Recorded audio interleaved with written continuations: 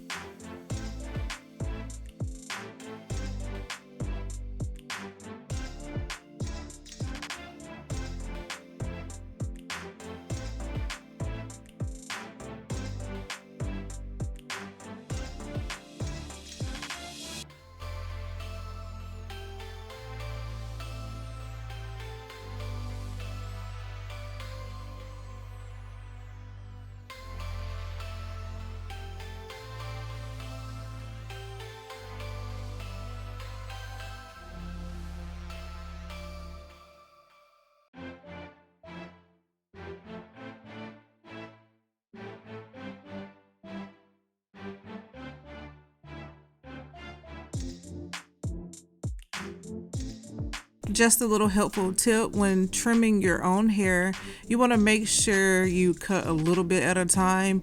And if you need to cut more, just gradually cut more versus cutting too much and you can't go back. So I hope that helps.